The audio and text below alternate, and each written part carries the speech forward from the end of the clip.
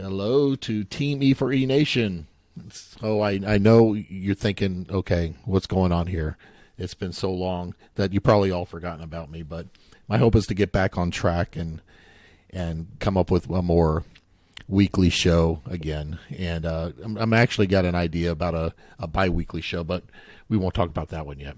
So on the other side of the mic tonight, I got the always wonderful and insightful Karen Clarke.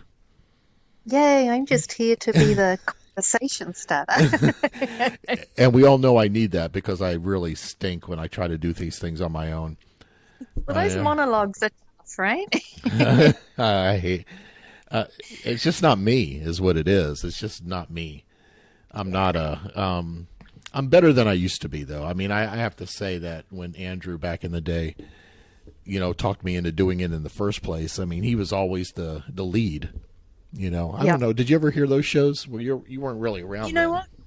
No, I wasn't. But when I first heard about your podcast, you guys were quite a way in, and I did kind of binge them on my runs and went way back. So yeah, but I got to admit, I used to kind of fast forward through some of it because man, he could talk, right? Oh yeah. Well, Rob could talk too. That's true. Yeah, it must be that area.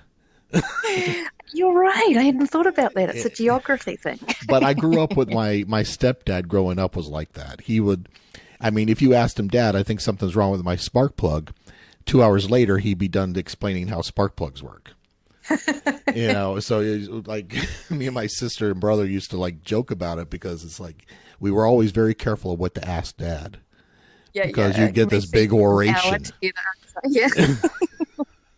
So, and he was from, he's passed now, but he was from Savannah, the Savannah area. So he had a beard down to his chest, and very, very skinny, very hillbilly looking, not to disparage hillbillies, but I just watched a documentary on hillbillies on Netflix too. So I shouldn't disparage hillbillies. How long ago did your dad pass away, John? This is my stepfather. He passed away 7 years. My father passed away when I was 3. Wow. So okay. he was a cop and was killed in Savannah, of all places. And wow. My mom, it was me and my brother, me and my sister and my brother, and my mom got remarried, and I have a half brother there, and then my father they had split before he was killed, and I have a half brother from his second marriage. And the weird thing is that my brother Mike was 6 months old when he was killed. And his mother, my half-brother's mother, was 6 months or pregnant with my brother when he was killed. So my half-brother there has the same birthday as my brother Mike. It's the same day, exactly a year apart. Isn't it weird when things like that work out? That's just strange. It's very strange. Yeah. So. But we didn't even. So you don't really remember your like biological dad then? I don't. I don't. Yeah. I find it's a big piece. I think the older I get, the more. I thought about it when I was young, but I think about it more as I get older. It's like what would it have been like if he had been around? Would it have been better? I mean, maybe it would have been worse. But you never know. He was. No, you don't. He was a Marine, and things like that, and a cop. So it could have been much worse.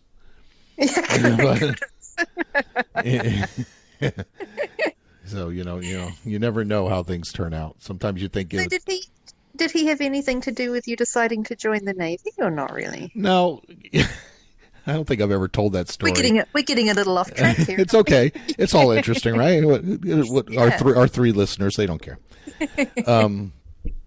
I don't think I've ever told that story about how I joined the Navy, but No?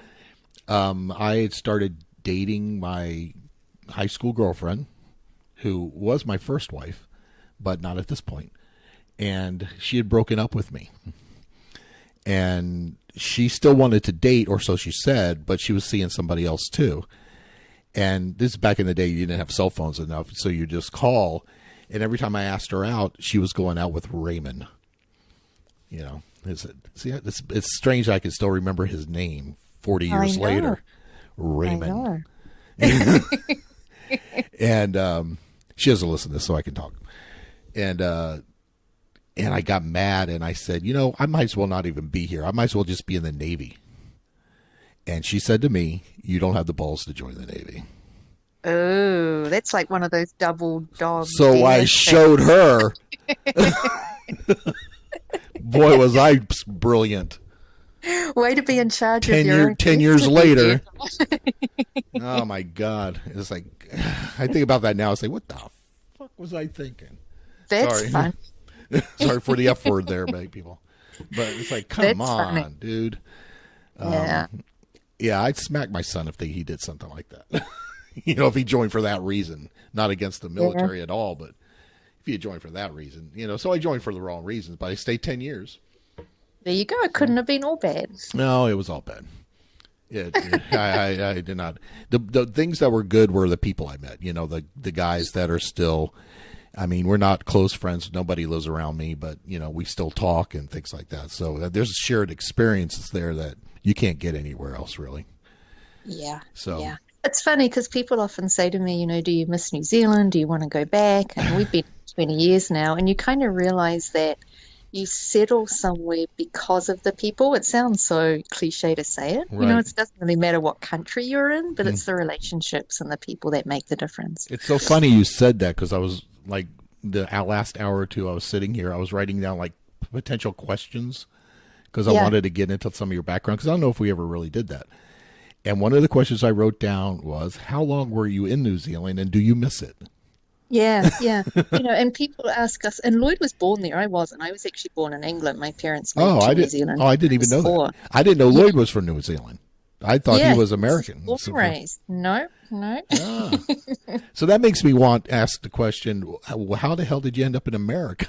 You know what I mean? I know. It's what everyone, or more, what they really say is not how did you end up in America, but how did you end up in Pittsburgh, Of Pennsylvania? all places in America, you end up in Pittsburgh?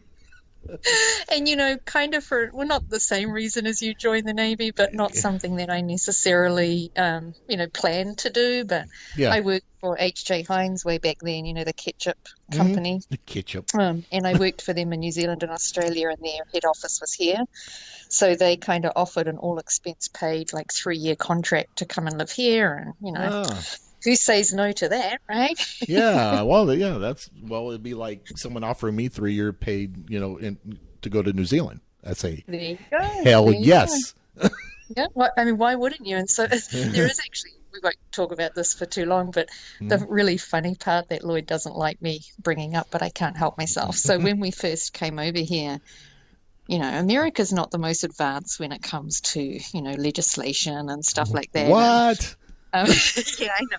I know. I said it out loud. But back then, so I came on a work visa, and he could come and live in the country with me based on my visa, and he was legally called my trailing spouse. So, and it arced back to the days when, it was always men that came over, right? And their wives just stayed home, so they didn't need to work. They just needed to be able to live here. So yeah, he could live here, but he couldn't work for the first year or so, and then luckily they changed that, and he Yeah. became gainfully employed. So That's funny. That's so yeah, funny. yeah. So do you hold like a citizenship here or both places still Well, are? well, this is a good time to mention this too, because we Yeah. have green cards, right? So the cool Oh, thing about working for a company like Heinz is they like fast tracked it. So within a year of living here, we had our green cards, and so we're permanent residents here. But my green card would expire in a couple of years, mm. and I figured while I'm going through the process of doing that, I may as well just apply for citizenship. So I did, and I have my civics test on the 7th of February. Oh, it's coming 2 weeks. 2 weeks, 2 weeks. 90 or 100 questions, and they can ask you 10 of them, and you have to get 6 of them right. Yeah. So, but some of the questions they ask are, come on, really? Yeah, I But know. but it's scary how many people can't answer it. Well, it's funny You because know? I've been asking people, we've turned it into this game every time I meet people. And Yeah. yeah, who remembers this stuff? It doesn't really Yeah. It's matter. like name the house, Right. name the houses of, name the 3 levels of government, and things like Yeah, that. A lot of people yeah, can't do it. no. And And some of the questions, John, like the way they're worded it's just funny. So, for example, yeah. one of the questions is to name one of the problems that led to the Civil War. Okay. Not a big deal, just like a little problem like slavery. Yeah. Which actually, yeah, and I know you never went through school here, but it's like that was always the thing. But as you grow older and you read about things, you realize slavery was a major issue, of course, but Yeah. it didn't become like the major issue till during the Civil War Right. or after they Yeah. started talking about it. It was more the economic stuff, Yes. you Yes. know, Because I and started to read more about American history because of this, because suddenly I realized how little, I really knew. And it is really interesting when you read back that it far. is, and it's scary to see how things happened and really, and how even we came out of it. To be honest, it's like Yeah. how the hell did Yeah. that happen? And how much foresight, leaders had back then to do some things too. Yeah, Clearly right. there are Even still lasting issues. Yeah, to be able to think that broadly. Yeah. well, that's always the issue. I mean, we're going to get off into this, but it's always the issue I have with trying to explain their thought process in 1700 and putting on today's problems. Yeah. It's a very different world, Yeah. So you can't say, oh, because of this, we should still do this because it's not the Yes. same anymore, and not to get at a gun issue, that's the big one is that's always everybody's talking about is like for a well-trained militia, the rights of people to bear arms shall not be, taken basically. Mm-hmm. Well, there was a Mm-hmm. reason for that back then. You Right. still Right. have that reason now, Right. I mean, that's you what know? amendments are supposed to be for, right? Right, To right. take into account changing And I'm not times. anti-gun, so I don't want anybody to think that I'm not anti-gun, but you can't take that kind of thinking and put it on today. No. One, there's no well-trained militias out there, Right. so they Right. tend to forget that part of it. But besides Yeah. the point, It's also hard to, and we could go on about this for the yeah, next hour, but it's also hard to kind of roll back things. Like people will often say, well, in New Zealand, for example, who people seem to think is some kind of utopia, which it's actually not. yeah, But, in New Zealand, everyone doesn't need to own a gun. I'm like, well, that's fine, but this is not New Zealand, right. and you It's a can't just different, suddenly roll back a whole culture. It's right? like Exactly. just different. And Yeah. right, and everybody in America has this idea of New Zealand that is Lord of the Rings. Yeah. Yeah. That's the only thing we have. And I have Lord of the Rings, and I don't know if you've ever watched the show Flight of the Conchords. Yes. Yes. So because they were That's from an oldie. My they were God. from New Zealand, so Yeah. Yeah. Jermaine and Brett, and Yeah. that's New Zealand to me, Yeah. so. And then Yeah. of course at the end of it was only on for 2 years, but you could still see it on HBO. The last episode of the last show, they lost their green cards and had to go back, and it shows Oh. them on a sheep farm. And that's Yeah. where they had Yeah. to go back to a Yeah. sheep farm. And these things still exist. I mean, there are parts of New Zealand like that, just like there are Yeah. parts of America, that But are rural. but I did learn from watching that show that the capital of New Zealand is Wellington. There you go. See, That's very I know that from lovely. watching that show because Yeah. he says it. It's Wellington. Yeah. Yeah. So, It's cool. It's a cool city, actually. Yeah. so I mean, I'd still like this. I'd like to see it, but I've been to Australia, but Yeah. I know it's not the same thing. I don't know. I mean, New Zealand it's a beautiful country, and I absolutely love it. But I got to tell you, I've seen bigger and grander things in America Yeah. than I've seen in New Zealand. I mean, But this I country think- is gorgeous. But isn't it a lot of that to do with like if you grow up, it's always greener on the other side. We grow up in America, we're used to it. Oh, New Zealand is much prettier than we are, and then people that grow up in New Zealand, surrounded by that all the time, think, "Oh, America's much better than this." Yeah, you and know? I think some of it too is when you visit other countries, you're on vacation, right? So you get Yeah. to travel around and do cool things. Yeah. Whereas when you live there, you're stuck in a city going to work every day. So Yeah. it's just So, different. how old were you when you left there? I was 35. Oh, you grew up. I mean, you had a life there. You were. Oh, yeah. Yeah.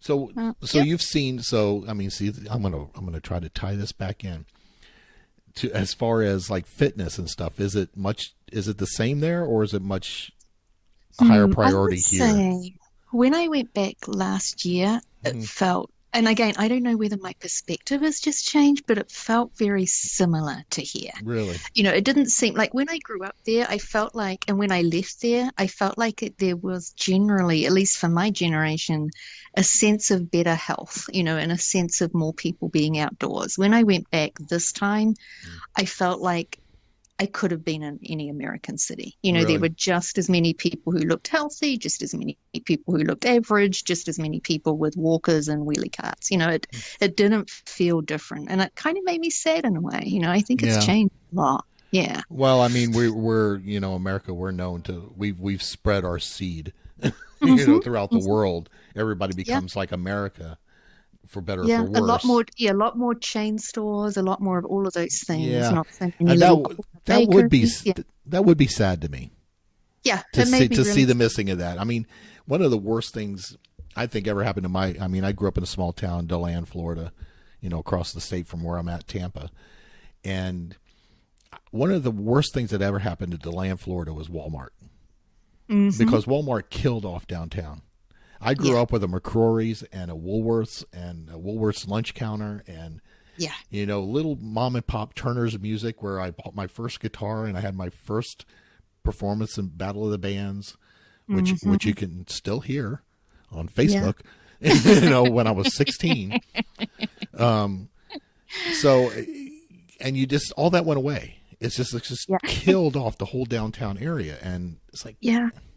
luckily I, it's coming back. When I got there now, they've kind of redesigned the downtown area to be more of like coffee shops and antique bookstores and things like that. So it's kind of come back a little bit from that, but I think things are cyclical too, John, because I think the thing that made me really sad was how much people wanted more of that. Like they're excited because they're getting an IKEA, yeah, and yeah, like so they want it, and I don't think they realize what that, will disappear because of it. yeah, Yeah. they don't. And, Hmm. when we wanted to go to a mall, we had to drive 30 miles, Yeah. to Daytona, the Volusia Mall in Daytona Beach, which was nothing to, brag about. And now you go there and it's almost a dead mall. There's like one or two Yeah. stores still open. There's nothing there. It's right across from the Daytona Speedway. So you figured something would be good there, but nothing. And so if you want to go to the big mall, which was 2 stories, that was a big deal, was Ooh. Altamont Springs. When So you would have been right at home in New Zealand, a two-story mall. I Oh, know, my God, it's like, holy crap! You thought you were that, and that's where you had to go to get a record, because there was no record store in DeLand. a record? What's a Yeah, record? a record. What's a record? A record for those younger listeners. We don't have younger listeners, by the way. Actually, just down the road from me, there's a place called Jerry's Record Store, and Uh, he got very old and actually retired, but someone brought it like lock, stock, and barrel, and it's still there. Yeah. yeah, love it. Yeah, I would love the old Yeah. records and stuff like that. I was talking to an ex bandmate that he sells records, but he refuses to buy any new records. The ones you see him now in Mm. Barnes and Noble and stuff, because it's Yeah. not real vinyl. Right. It's Right. they say it is, but it's not real. Yeah. It's not coming from master tape. It's coming from MP3 files, and they just put it on this Mm. vinyl to make it look like a record. Yeah, and make some more money. But it's not real, and they charge $25 for it, or Yep. $30 for a Yep. record. You got to be kidding me! Yeah. My I first know. album, my first Kiss album, cost me $3.99. The first album I ever brought was David Bowie. My Which one? fave. Oh, geez, I wish I could remember. I ended up buying this whole collection because we used to have to buy them and have them delivered to the house back then. So I owned literally every album he ever made. through Columbia So I House. can't even. No, I don't know who it was because it would have been like a New Zealand thing, right? I don't Oh even know yeah, where yeah. it came from. And my dad is actually pretty cool when it comes to music, and he would order, records from this place. And so he actually helped me pay for them. And it was like a Nice. monthly subscription thing. Yeah, it was very Yeah. cool. Yeah, I don't think we're close to the same age. You're younger than I am, but David Bowie was huge when I was growing up too. Oh, So yeah. He was a little bit like it wasn't really what my generation was, for the most part no, listening. I just love his music. well, Yeah. I became more appreciative of his stuff as I got older. I Yeah. wasn't a big fan when I grew up. I mean, when I started playing drums when I was 6 or 7, when I started playing drums and then guitar, my first albums were gifts, but they were the Jackson 5. And yeah. Diana Ross presents the Jackson 5, their first album. So I always had those, and that's what I used to practice to. Yeah. And then I became a Bachman, and you probably don't even remember these, Bachman Turner Overdrive fan. I have never heard of them. Yeah. So you'll have to Google that. There you go. Yeah, Bachman Turner Overdrive. The Canadian. It was a Canadian band, Huh. and they had a lot of hits. You probably heard "Taking Care of Business." Oh yeah. Yeah, that's Bachman Turner, BTO, the Oh, Bachman Turner Overdrive. okay. Okay. Um, and then I I discovered could Kiss. even sing that, but I won't. Well, then I discovered Kiss, and it was like then I was all about like the metal stuff, the hard rock. Yeah. It just became a total hard rock, and that just followed me forever. But so it wasn't until maybe probably even after I got out of the Navy that I started appreciating other stuff.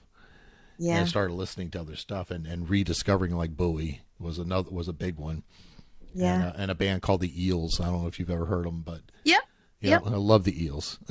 Because I started listening to David Bowie more for like his modern stuff, Under Pressure and stuff like that was Yeah. kind of coming out when I was growing up. And then like you, I backtracked. Yeah. Yeah. And his old stuff is just awesome. Oh, Life on Mars is one of my favorite songs. Oh, yeah. Love that Yeah. song. Yeah. Um, Yeah, that's on my running playlist. yeah, it's one of those great songs. Yeah.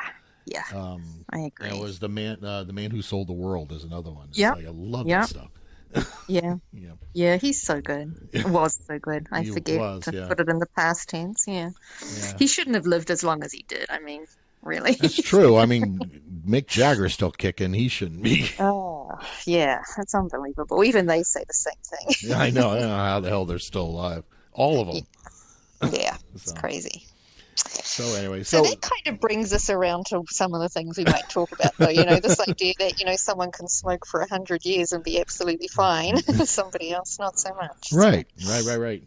So God, you know, the last episode I put out was September, and Yes, and I listened to that with Pete, right? yeah, it was Pete. And speaking of Pete, you Mhm. know, just to let everybody know, his new show starts today, right? The 26th.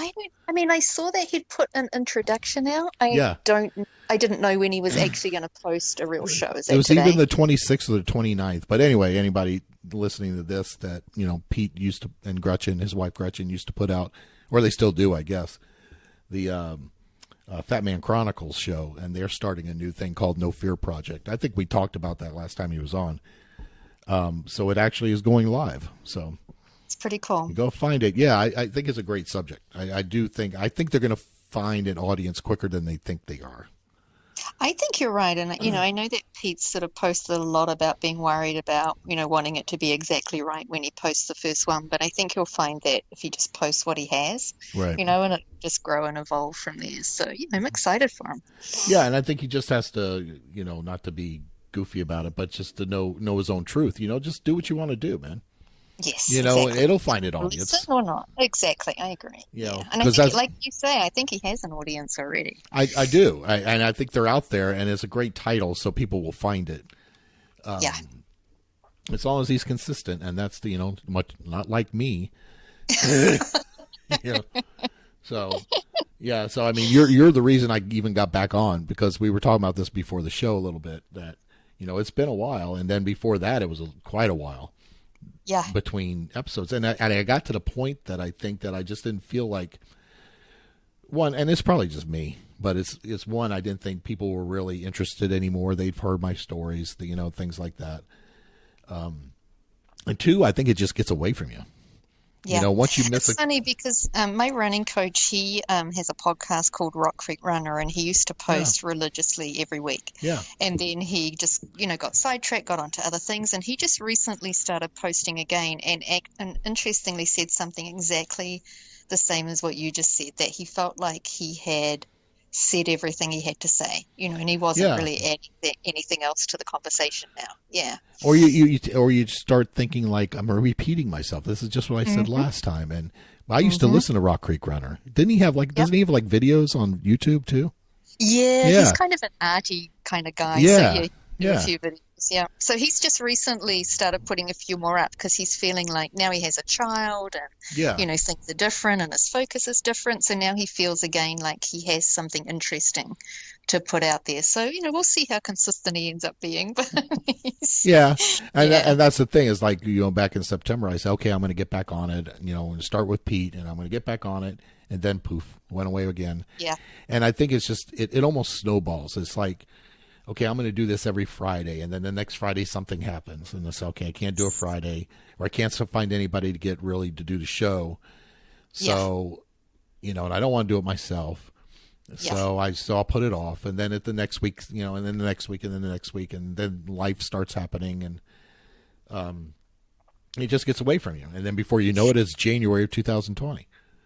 And I would think too, John, like if you're just recording them on your own too, it's not like somebody else is sitting there waiting to record it with you, right? So if something else comes up, yeah. Well, and that's it too, is that I'm not, I think some people might be surprised by this, but I'm not a talker by nature. It's really forcing me out of my comfort zone to make me talk, and as much as I like to say that I really don't care what people think, and things like that, you do, so I don't want to, and I don't want to say something that, even though I might believe it, but I don't want to alienate or hurt people's feelings or anything like that. But, and you're on both my personal pages and professional pages, so there's a difference. There's things I don't talk about in the group that I will talk about on my personal pages. Yeah. Which you need to do, but you don't want to alienate people for that reason, because people, they get upset so easily these days about such little things. That's why I had to say I'm not disparaging. That's why I was going to say I'm not disparaging hillbillies. Yeah, I don't want any. I think people do get upset easily, but then on the other hand, John, we've all got choices about what we listen to and what we don't. Right. Yeah. Yeah, and and people that know me know how I am, and they know that I'm gonna. If you ask me my opinion, I'm gonna tell you my opinion, and you may not like it, but it's going to be my opinion. I don't think I've run into that a lot on the show, but it almost was becoming like, well, I mean, and I've had good co-hosts. I mean, Andrew was great, and Rob was great, and Randy was great, and but they almost, Randy not so much. I mean he was great, but not so much. He didn't take control of the show. It was really my show at that point. Yeah. But Rob for a while kind of took the reins. He was the talker. He was the one that was talking and kind of scheduling, and then he had a baby, and life changes. Now he's got 2 babies. He does. So it's like pretty good news as well if people don't know that. Yeah. And Andrew totally dropped off the map for a long time. Now I see him like training again, so that's good. I'm glad. Yeah. But he doesn't really show. I mean, he's got his other stuff going on too. He's got, he has so many damn hobbies. But his kids are growing up, and and he spends a lot of time with his kids, which is great. So he's not into this anymore. So. Yeah. I mean, and the reason I reached out to you too, I'm sure you were probably, you're going to say, oh, you won't mind if I just tell people why I did that. No. I mean, I've been seeing just a lot of posts from you. So a lot of things about, you seem to be doing a lot more racing now. You put a post out a while ago about, a long-term goal to do an Ironman distance triathlon. You post things fairly regularly about the issues you're still having with weight. And I just missed hearing you, like I keep looking at all these posts, and I'm like, I just want a little more background. Like, I just want to know how this all fits together, and how are you really doing, and what's happening with training, something to kind of string all of these things together. I feel like I got these little snippets of where you're at, but I don't really know. Yeah. Because I'm such a closed book. Well, let's just say it's been sporadic. Yeah. Well, I mean, and I just miss it. I miss the show. I miss hearing you. I guess I'm just being nosy. And nosy is fine, because that gets me talking. But as we said before the show, we'll find out if anybody's missed me. We will.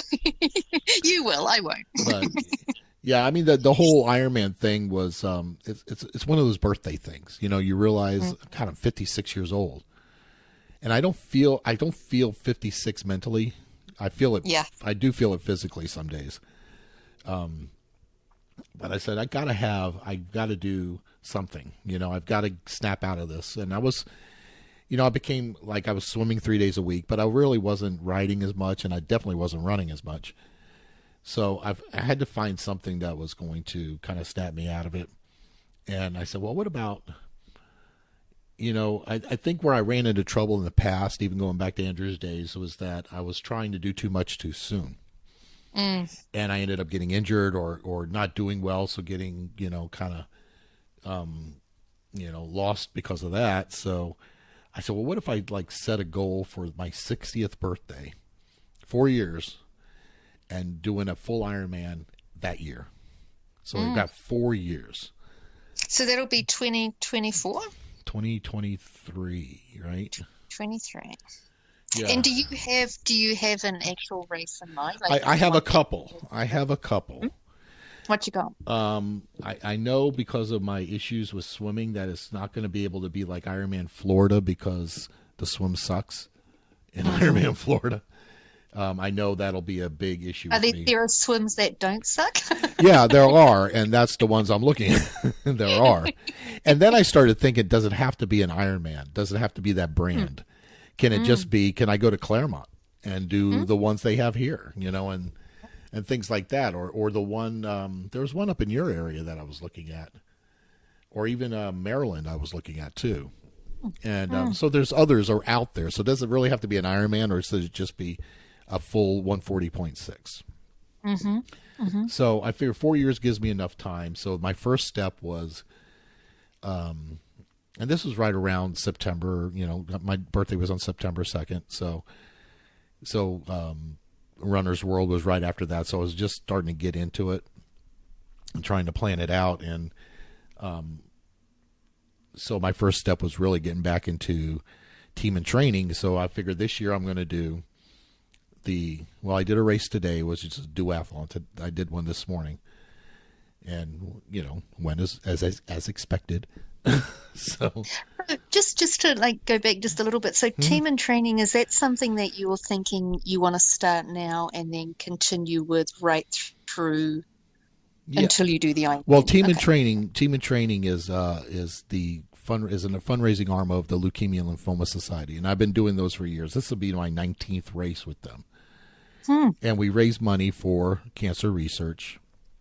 You have a goal depending on the race of you reach a fundraising goal, and for that you get the race and you race for that effort.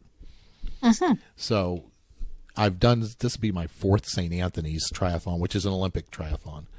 So is this a group that you train with in between races as well, or is it just a group that you meet? Okay, so they have regular training sessions. Oh yeah, this is the good thing is that they create a team. So you have every region has a team.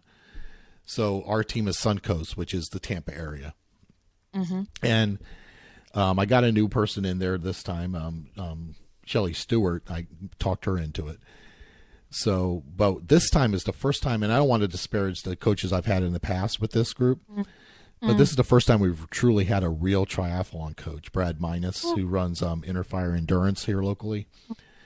So he's a triathlon coach, so it's interesting, being coached by a coach. Sometimes it's a weird dynamic. Yeah. Because I know the coaching techniques too. You don't need to coach me as much. But if I'm doing something wrong, you need to help me fix it because you tend to get in ruts and things like that. So, so we started that in January. Today I raced with, he raced today too, and then Steven Alvarado and Shelly raced with us. And today was a duathlon, so we ran a 5K, biked 10 miles, and then ran another 5K.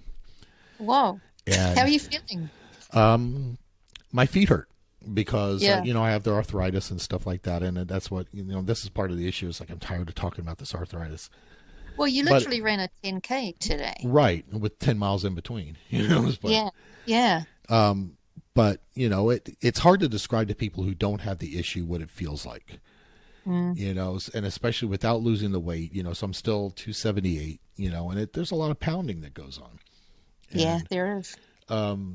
So my goal was, and it was a very modest goal of 2 hours and 30 minutes because I'm figuring 45 and 50 for the 2 runs and maybe 40 minutes for the bike.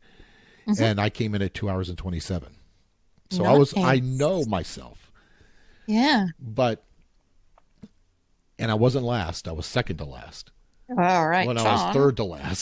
So, and what was funny is that Don't you get something extra if you come in absolutely last? You might have missed not out. some races you do, but today was like really nice. It was the first, I've like I said, I've been with Team and Training for a long time, and my friend Jennifer Cultura used to do this for me back in the day because she would always finish ahead of me too.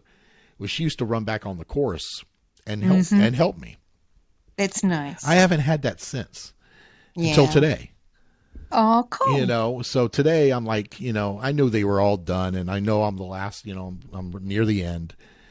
And then I look up and Shelly's running back towards me. Oh, that's So she awesome. came out and ran. And then when we came around the corner for that final shot, Steven was there and Brad was there, but he didn't do it. And another guy that trains with us, but didn't race today. And they ran with me through the chute. That's So you really run as cool. a team. So Yep. if And you they see, probably enjoyed it as much as you appreciated it. yeah, it's hard to explain to them how much that helps. Mm. Because yes, I know I think they know. They know that's why they do it because they yeah, understand. yeah, and yeah, Shelly, obviously I've just started training with her, so she doesn't know my history, but she kind of does, because she's been Mm. training with me. But the others kind of know. They've Mm. seen me struggle through this. Steven, I don't think he'd care if I shared it. He's a cancer survivor as well, Mm-hmm. but Mm-hmm. he had brain cancer, Huh. and recently he's had like issues, like, Yeah. and he had to go get checked. And what it Yeah. is that he's pushing so hard during these. Now he's a fast guy, he's fast. Yeah. Mm-hmm. He's been pushing so hard on these events, he's actually affecting the area where the cancer was. So it's Oh. like little spots or little blood spots are popping up. And it's just because he's straining.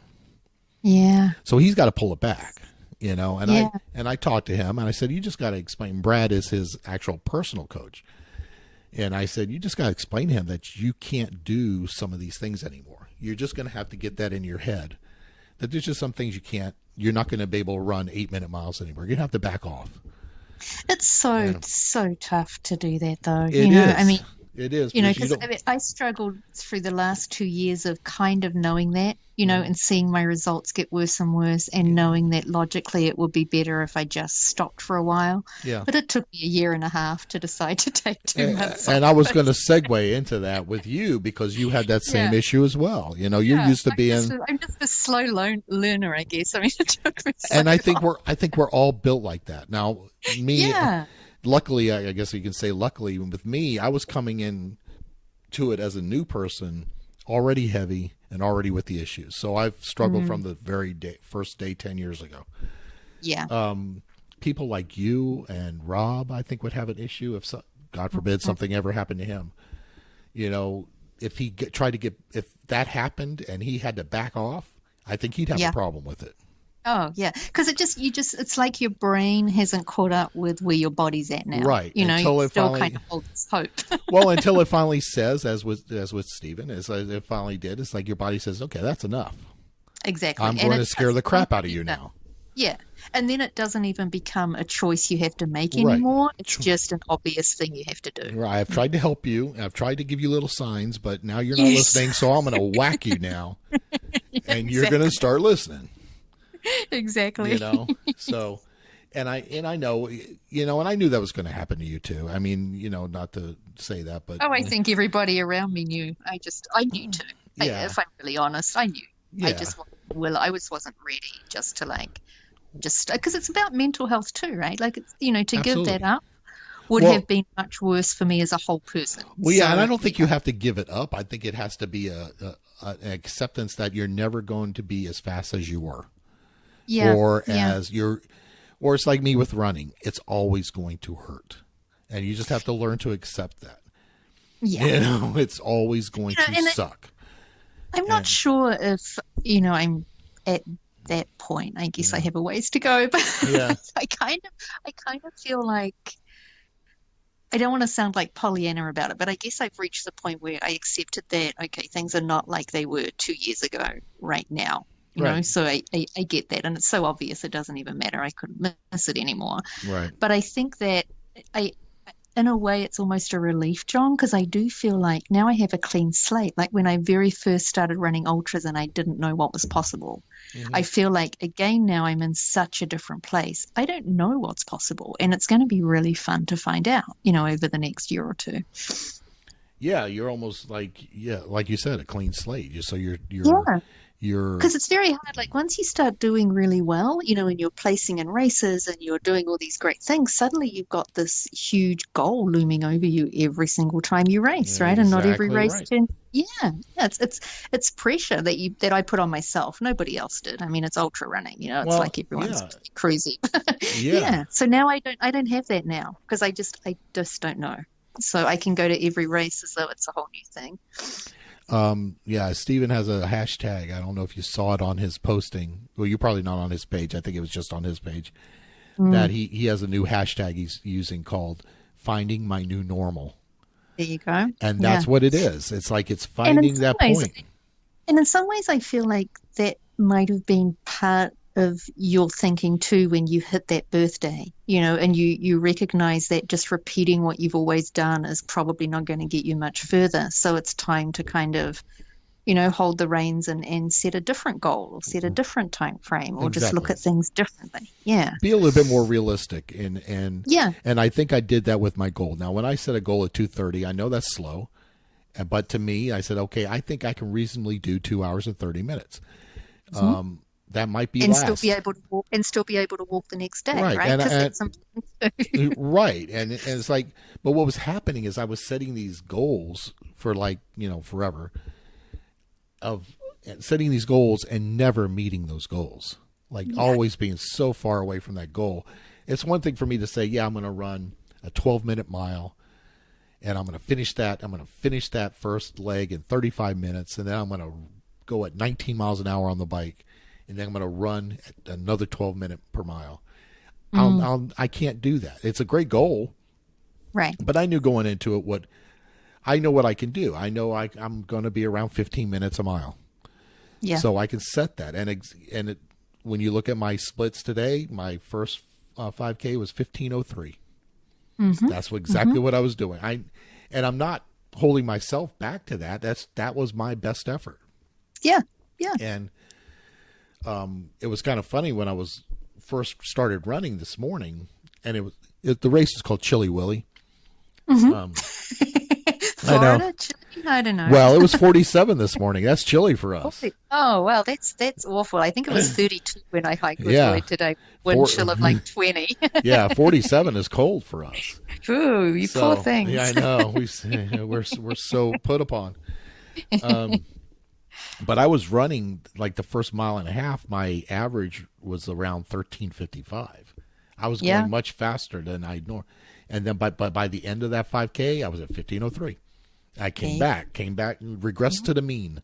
And When I first started running, we didn't have GPS watches because I'm 54, so it was just a stopwatch. we're But almost the same age then. we pretty much are. Yeah. And I remember when I first started training for a marathon, we would like drive the car around to see how far things were. But I got to the point where I just knew, like I just ran 10-minute miles, and I always ran 10-minute miles, and it was so predictable that it was just easy. Yeah. If I ran for an hour, it was 6 miles, Yeah. So I know what you mean. Yeah, and that 10-minute mile seems to be like a norm for people. Now, when I was talking to Steven, I said, you probably need to back it off to like 9 to 10-minute miles. Yeah. And you'll feel good. And I think he did that today, and he felt good today.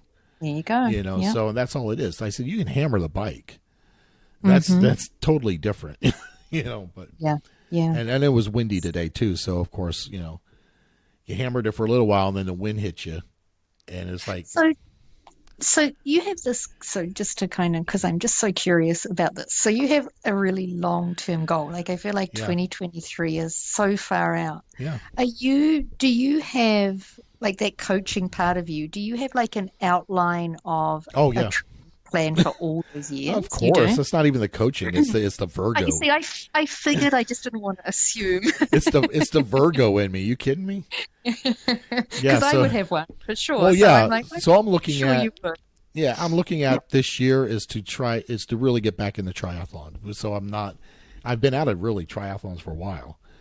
So it starts with St. Anthony's in April, but my plan is to do one of these series. We have series that go through the summer here in different places. And there's sprint series that you just do all sprints except for St. Anthony's. And then maybe look at a longer one at the end. I still want to do Runner's World in October because I like that. I just like it. Yeah. And then look at next year as doing St. Anthony's again, but then doing a half 70.3. Okay. So that would be 2021. Right. So 2021, then 2022 doing two of them. Doing St. Anthony's, two 70.3s. Okay. And kind of like, so building up to it, and kind of training for those races.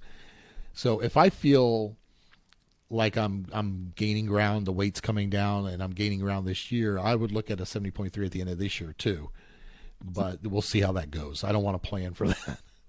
Plus, so there's money involved. There's something between a sprint and a 70.3, right? Right. Well, Olympic.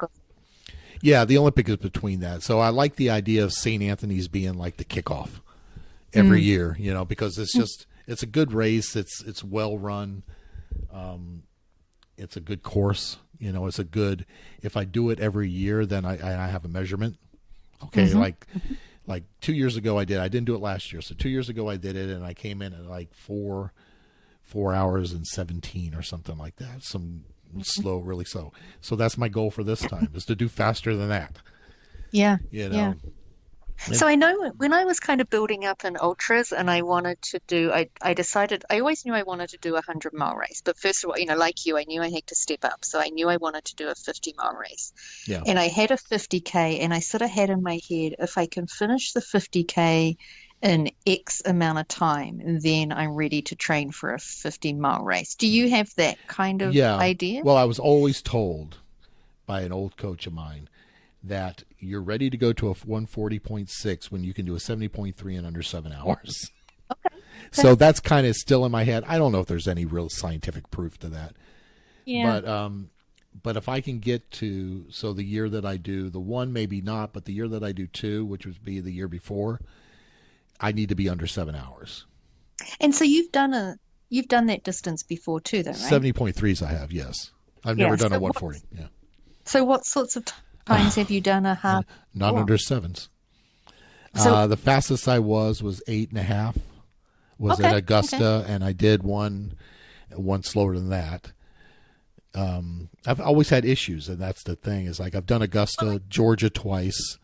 Yeah. In a way, John, I think it's probably really similar to ultras or any endurance events, right? There's always stuff that will come up on the day. Absolutely. And I think that, so it's kind of like it's training to get faster, but it's also the experience that you get out of having done those. So next time you would do something differently to the way you did it the time before. Oh, yeah. And that's when I have to listen to myself, not only as an athlete, but as a coach, is that because I would tell someone else, said, you can prepare for every contingency and something else is going to happen.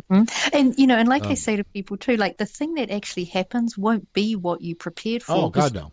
Prepared for that, so it's going to be something you weren't prepared for. I was the first time I did Augusta, I was on a tri-bike, which I don't even use anymore. I don't use a tri-bike anymore. I was on a tri-bike and it felt like when I was even like on flats where it should be easy, I felt like I was just pumping and just continually straining. There was no wind. It's like, why is this so hard? Yeah. And I got to there was one aid station that's actually going uphill.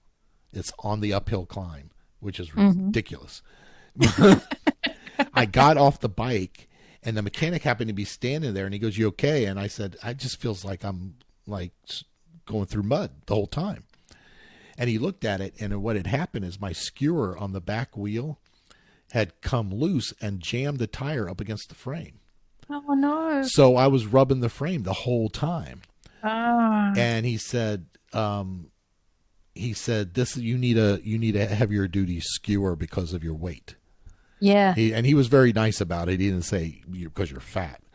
No, he was just telling you like it. Your weight is what's happening. Is your weight is pulling the skewer. And is moving the wheel up. He said, "So there's nothing we can do about this here. We're going to fix it. I'm going to show you how to do it." He said, "Every 10 minutes, you're going to have to stop and do it." Mm. and to reset it. And so the rest of and that was like halfway through the bike. So the rest of the bike, every 10 minutes, 15 minutes, I was stopping to do Yeah. that and then getting back on the bike. Mm. So it was a long bike, and because my legs, because I was, pumping so hard, that run sucked. Yeah. So, Yeah. so that was the first one. The second one actually went a So lot was better. that was the one you did in 8.5 hours, the first one? Yeah, yeah, and that was Even due with to that. that. Yeah. So, So, you've got that idea then of doing one in 7 hours, even though I understand you're older now and things are different, it's yeah. not out of the realm of Oh, possibility that no, you I could don't do think, that. and a lot of it is weight related. I mean, I know that. I mean, not to get too technical, but I get on Zwift, the online thing, and I know that I'm pushing, 200 watts, say, for 20 minutes. But if you look at my watts per kilogram, which is how they measure you, it's like a Hmm. it's like a 1.1 because I Mm. weigh so much. If I Mm. weighed I 100 have, I pounds, have no, I have no idea what that well, means. yeah, well, it's the amount of power that you're putting out on the pedals that you're pushing. So Okay. you're generating Okay. 200 watts of power. My functional threshold, which is what I can hold for long periods of time, is about 174. Okay. So that is putting me like. So then they take your weight per kilograms into that, and they get you watts per kilogram, and Oh. that kind of sets you up on what level you're at. So if you weigh like I do, and you're pushing, if I'm weighing 280 and I'm pushing 280 watts, well, that's a one, Yeah. right? You got some people Yeah. pushing three or 4 watts per kilogram because Yeah. they're pushing 280, but they only weigh 150 pounds. Mm. So you see, so if I lost just Yeah. 100 pounds, my speed is going to shoot through the roof Yeah. because I already And have the and I power. don't know how much you want to talk about weight and what you're struggling with. That's Yeah, really your core, but it seems like it's you're saying it's going to be key. And it I is assume key. you set the 3-year goal for the same reason, right? Like you want Yeah, time to also resolve that. yeah, yeah. And I've got like my little thing on the refrigerator that's like, okay, here's the race day 4 years from now, and here's where I'm at. So Yeah. here's the Yeah. line. Because I think that that same long-term perspective, I would imagine, can work as well for general health and weight control. Because again, it would get you out of looking for any kind of quick fix, right? Because if you're Right, looking for something that you can do over 3 years, that's very different to just wanting to drop a few pounds in the next month. right. And as far as nutrition, I mean, it's not about diets. It's about figuring out what works for you, and it's a lifestyle change. So Yeah. diets don't work. Diets will work while you're on it, but then as soon as you go off it, you're going to gain weight. So if you're going to be low carb, say, I know I can go Atkins or low carb and lose weight quick. I've done it before, Yes. but Yes. then it's not sustainable. Right. So if you're going to go vegan, yes, you'll lose weight. You Hmm. will, but are you able to stay vegan? Now, I tried Right. it. I tried it like a few months, like right around that time, October or so. I tried it and I lost weight. I went down to 266. Wow. And so it worked, but I know damn well that I can't stay that forever. Yeah. I like meat. so So so then I wonder then if there are things that that, I mean, I'm biased here, let's just put it on the table because I mm, don't eat animal products. I mean, I right. eat some. I mean, I've had well, I don't know if I've ever said this out loud, but I Mm, may as well say it now. I've never been hugely overweight, right. but I've had issues with food my whole life. I mean, I had an eating disorder when I was 12. I had anorexia for years. Mm, So I've had my issues with food, right? So I have to be very careful, John, not to get militant because the minute I have hard and fast rules, that right. goes down a really bad place for me. Yes. So, so I don't, I am for the most part plant-based, but I deliberately am not 100% plant-based, right? So I eat Mm, eggs, I'll have bacon on my breakfast sandwich sometimes, yeah. like and that's just my personal need to do that. Like I've got to draw outside the line sometimes. Well, So go yeah, ahead. there you go. Oh, well, I was going to say, as much as I hate like programs, someone gave me a code to try. Do you know what Noom is? Have you heard of Noom? I've seen it on Okay. TV. Yeah, I don't know So anything about it it's though. expensive. It's like $130 for 8 months, but it's, Mhm. nothing something I would ever pay for. So someone Yeah. gave me a code. So I said, well, I'll try it Hmm. because unlike Weight Watchers and Jenny Craig and all that, they don't sell you food for one, which I like. Mm. and it's psychology based. It's not The trying thing to I tell saw you on, yeah, the thing I saw on TV said it was based on cognitive behavioral right, and therapy, that's which what is exactly what they use to treat eating disorders. and it's exactly what it is too, because you Hmm. get into it, and the first 2 weeks there's kind of just getting used to it. They use kind of like a Weight Watchers thing, which is like green foods, red foods, yellow foods. And but what they do, what they really try to emphasize right from the start is that just because a food is red does not mean it's bad. It just means you have to limit your intake of Yeah. those foods. There's Yeah. nothing wrong with having a cup of ice cream, but Right. just have a cup. Right. Now it's going to Right. show up when you log it in. It shows up on the red foods, and you have so many, like you have your calorie set point for that day, which is mine is like 2,000 calories. So, but of that, only maybe 300 calories is for red foods. So if you eat, or 500 calories or something. So if I eat 125 or 200 calories of ice cream, well, I've already used up half my red food. But Right. green foods, Right. even though they have calories, and they will count against you against calories, but green foods you can have as much as you want. There's no limit. Hmm. But you still have to stay under your calories. Yeah. And my issue is, they give you like an online counselor who talks to you, looks at your stuff and things like that, which is good for me. But they,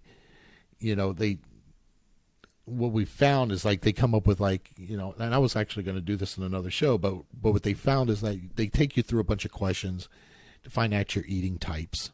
What type of eater are you?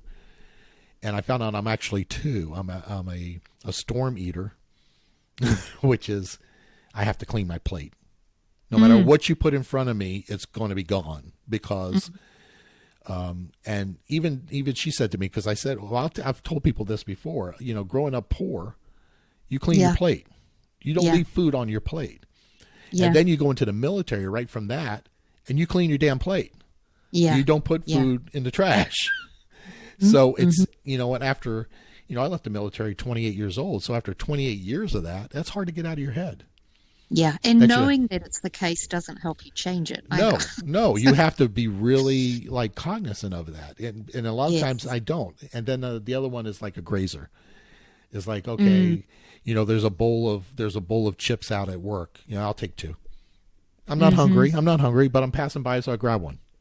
Yeah. Things like that. So and portion size with me is a big thing. It's like I tend to take too much, and everything in America is huge. You can't go to a restaurant and just get a little bit. Everything's huge. So it's all those things. Now I've been really good on this since December, and I'm still not losing weight. So That's where I think that, the eating a plant-based diet has actually helped me, because once I started wanting to eat more plants and more fruits and vegetables, you've got to eat a lot of them, yes, right? To get to, and I think this is the mistake people make when they say, oh, well, I tried eating more plant-based and I got tired. Well, it's because you're looking at volume right. and not the calories in the food. Like you got to eat a lot. Right. Well, to- they had to the get enough. perfect way of saying it. And it's like I used to have this discussion, we'll call it a discussion with Randy on the show all the time, because he's a big calorie in, calorie out. You got to burn more than you take in. That's what it is. And I said, well, it doesn't work for me because I burn more than I take in all the time. Yeah. But they had a perfect way of showing it. And I've seen it in other places too, but they show you a picture of a stomach, right? And I know they what say, you're gonna okay, say. Yeah. 300 calories of vegetable oil is 300 calories, and it fills up this little much of your stomach. Yes. But if you eat 300 calories of spinach, it fills up your stomach. Yes. So you feel full, you stop eating. And it kind of changes the way that, I can only speak personally, it changed the way I thought about food, because suddenly it became not about restriction, but about how do I get enough? Right. Yeah. Right. Which is a very refreshing way of being able to look at eating. Yeah, and it is. And you realize, oh, yeah, because I eat a salad, I feel full. But if I can eat, and Vinnie Tortich used to say this, he goes, a bag of potato chips, like a big bag of full family-sized bag of potato chips is like 16 ounces or 18 ounces or 20 ounces. You can eat that whole bag easily, eat 20 ounces of potato chips, but try to eat 20 ounces of steak. Right. You can't eat it. Not many people can. And that's the difference. There's, like when people say that they really like meat and it's hard to give up, I think that one of the things that's hard to give up is even though fruits and vegetables fill you up, it's not that same almost, I want to call it like a heavy full feeling, almost like a warm full feeling that you Yes. get You with don't. meats. And you know what I mean, Well, right? you don't get the meat sweats. No, no, it's very and it's something that now I've come to actually like the feel of, but at first it was almost like a hollow full. I don't know how else to describe it. Yeah, You're yeah. full, but you're not really satisfied. Exactly right. And that's what I Yeah, find with a lot of plant stuff is that, yeah, I'm full, but I don't, I feel like I can still eat because yeah, I'm and not that getting that something. changes over time. Like, once you kind of get used to the fact that that really is kind of the same thing, Well, it did you see the changes. movie Game Changers? I watched it. Remember you Yeah, posted something and I yeah. asked you a couple of questions and I was actually, doing a long run on the treadmill and I thought I'm going to watch this. Yeah. And it was actually a pretty interesting movie, It I was have to say. interesting. Now, I found out later some of the science. I mean, and even watching it, I said, okay, Oh, that's BS. But the science always, but you know what really bugs me, John? I hate it when they do one of these. We give somebody plants one day and we take a blood sample and we give them meat another yes, day and anything you do drastically to your body yeah, is gonna make a change, right? exactly. Does The that really whole, matter over time? Yeah. yeah, the whole erectile thing. That Oh, yeah, yeah, was yeah, yeah, such yeah, crap. yeah. It's like, come on, man. And what frustrates me is they don't have to do that stupid stuff to make their point. Like they've made their point anyway, Yeah, and right. to me that just almost It, cheapens the whole it thing. took away from it, right? And that's how Yeah, I thought yeah, it. It's like you had me until that, yes. Yeah, because then they start to make it seem too good to be true. right? It's like, I'm going to start eating spinach and get erections. That's what's wrong. And all the wives are out there saying, here, eat spinach. Eat some spinach. I think you need some spinach, pal. Or taking away your spinach, depending on the case, I guess. Yeah, so But I mean, Schwarzenegger says that's something. always the case with these movies. They always Yeah, have to go like that step too far. yeah, yeah, and I think they didn't have to do that, but Schwarzenegger says something in it though that it reminded me when you were just talking about that. He said once you figure out how he said something along the lines of once you figure out how to cook it and Yes, season it and yes, make it like that, you yes. don't miss the meat as much. You don't because you think of how many kinds of fruits and vegetables are out there and how many ways to cook it and Oh how yeah. many seasonings and like it's limitless. It's just Yes. limitless. If you stop thinking about them as the a side dish and start actually thinking about it as Right. a meal, it's so much more interesting. It really Oh yeah, is. and yeah, that was one of the first things I learned is that pasta, because I'm Italian, I love pasta. Mm-hmm. But pasta is a side dish. Right. Americans made it the meal. you Yes. know, if you Yes. go to And it's Italy, the it's a same side with dish. meat. Yeah, and in a lot of other cultures, meat is not the main part of the meal. It's Right, part of the meal, right, but it's not the main part of the meal. right. But it's this little corner here. You know. Yes. And that's I guess where I was going when I sort of started this part, that maybe if you knew that if it helped you lose weight to be vegan, Hmm. maybe you don't have to be 100% vegan, but you can take what was good out of what you were doing when you got down to 260 some, Hmm. and add back in enough to make you satisfied and make it sustainable, Yeah, without having to be this all or nothing thing that we always do. yeah, which is my style. But Yeah. yeah, Yeah. well, that's what I was finding is like I was eating good all day long, and then at night I would just start craving stuff, and Right. then Right. and these like food delivery services be damned. They are dangerous because it's all you have to do is pick up your phone and do Yeah. DoorDash, and you have something at your home within an hour. And What I'm liking about this conversation, John, can I just yeah, I'm just going to be put this out there because you can edit stuff out of this if you don't want to but publish I it. But won't. Yeah, yeah, I hear you say that you don't believe it's calories in, calories out. And I get that all foods are different. But what I'm also hearing you say in this conversation mhm. is that you understand when you're overeating or eating things that you've decided you shouldn't have eaten. And you Oh, also understand that that sabotages your weight loss, oh right? yeah, absolutely. I mean, every time Yeah, I gain weight, I try to refrain from saying I don't understand what I'm doing wrong because I do. right. We And all do. I know I say something, I'll post something when I'm frustrated. It's like, what the hell's going on here? Blah, blah, blah. But I know what I did. Mm-hmm. For the most part, I know. I can pinpoint it. So the whole Noom thing, are you still doing that? Like, what do Yeah. they do after they've identified the stuff? Do they give you, like, do they have a plan So for what every you day, need to do? every day they have like 4 or 5 things you have to work through every day. Mm-hmm. Along with, and I love the fact that they tell you to weigh yourself every day, because I argue with people about that all the time. See, you're just doing Noom because they agree with you. Because they agreed with me. Oh my God, they're telling you to weigh every day. But yeah, if I had my phone on me, I could actually. Well, I do have. Hold on. So every day they give you like work things to go through to like tell you some stuff. So today is like meet cortisol. Number 3, control your cortisol. Then it goes to log your meals. 5, end stress with exercise. 6, boost your mood with food. So it kind of works you through. So meet cortisol goes, new nerd, meet cortisol. And they tell you what it is. And simply put, stress is a response to pressure, and it kind of teaches you lessons to teach you how to work through this stuff. So, okay, so you're getting this. This is what it does to make you eat more. Mm-hmm. The interesting one the other day was talking about sleep and how sleep deprivation makes you eat more. Yeah. Things like that, like the studies out, and they always back it up with studies, and they'll say like this study showed that people that got 4 hours or less of sleep will eat 523 more calories the next day on average. Mm-hmm. So that makes sense to me. So because I do that, if I'm tired, I tend to snack more. Yeah. Because I guess I'm trying to keep myself up. One of the things I've learned over the years, for me, and I'm sure that, I'm not unique in any way. So I think once I started to look past the food, it's not actually about the food. It's about so many other things. Right. Then it opens up the door to work on so many other things that have, much more lasting effects than just, am I eating too many carbs or am I eating too much protein, Yeah. Yeah. I think there's a lot to unpack there, I think.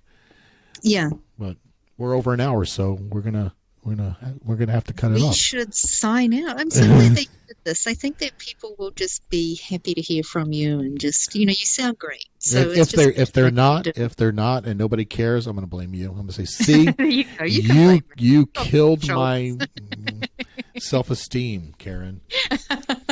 I know you thought everyone loved you, and I thought everybody loved me. I was very happy in my own little world, believing people loved me. You put it in my face. I just had to prove that it's not true. So I'm gonna have to have you on more because you get me talking. So. Well, good. I enjoyed it. It was fun. Yeah. So just to sign off, we're still out there in the world. So the Facebook group is teamE4E. You can find us there. You can ask for a join. The Strava Club is out there, teamE4E. Everything's teamE4E, no matter where you're at. So come out there and join us. We are starting to set up, if you live here locally, not that it would help you, Karen, some like weekly runs and things like that. So anything to add before we sign off? No, I mean, I wouldn't do the weekly runs down there. It's cold. Smart ass. So until next time, hopefully this will be a weekly thing again. Have Karen keep on me about it, and I'll do it. There you go. All right. You have a good night. Yeah, take care. Right.